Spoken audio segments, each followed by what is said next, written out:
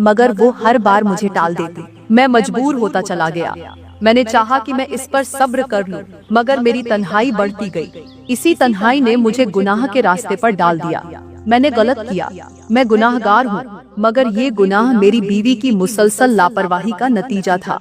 अभी काजी उस शख्स से सवाल जवाब कर ही रहा था कि अचानक दूर से कुछ लोग एक औरत को पकड़कर अदालत में ला रहे थे। वो औरत चीख रही थी, रोती जा रही थी और अपनी सफाई पेश कर रही थी। जब उसे काजी के सामने लाया गया तो काजी ने पूछा, इस औरत को क्यों मारा पीटा गया है? ये क्यों रो रही है? लोगों ने कहा, ये औरत गुनाह करती हुई पकड़ी गई है। ये किसी गैर महरम मर्द के साथ बुरे अमल में मुब्तिला थी। काजी ने उस औरत से पूछा, क्या तू शादीशुदा है? वो औरत सिसकते हुए बोली, जी हाँ, मैं शादीशुदा हूँ। काजी ने पूछा, तेरे शौहर का नाम क्या है? वो औरत बोली, मेरा शौहर फला नाम का शख्स है। ये सुनते ही वो शख्स जिसे गैर महरम औरत के साथ गुनाह में पकड़ा गया था, उसने जल्दी से अपना सर उठाया और हैरत से उस औरत की तरफ देखा। जैसे ही उसने उस औरत को पहचाना तो उसके चेहरे का रंग उड़ गया। वो औरत कोई और नहीं बल्कि वो उसकी अपनी बीवी थी। वो बीवी जो उसे हमेशा बहाने बनाकर अपने करीब नहीं आने देती थी। वो बीवी जो इबादत का बहाना करके उसे टाल देती थी। वो बीवी जो अपने शौहर को धोखा देकर किसी और के साथ मोहब्बत के खेल में मुब्तिला थी। उस शख्स की आंखों में आंसू आ गए। वो अपनी बीवी को देखते हुए बेबसी से बोला, अब मुझे समझ आया कि तुम हमेशा मुझे बहाने बनाकर क्यों टालती थी, मुझे अपने करीब क्यों नहीं आने देती थी। तुम किसी और के चक्कर में फंसी हुई थी, इसीलिए तुमने मुझे बेयारो मददगार छोड़ दिया था।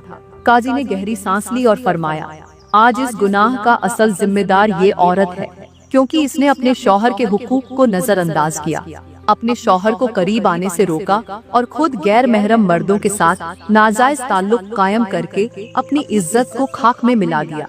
इस औरत ने न सिर्फ अपने शौहर को गुनाह पर मजबूर किया, बल्कि खुद भी गुनाह में मुब्तिला हुई।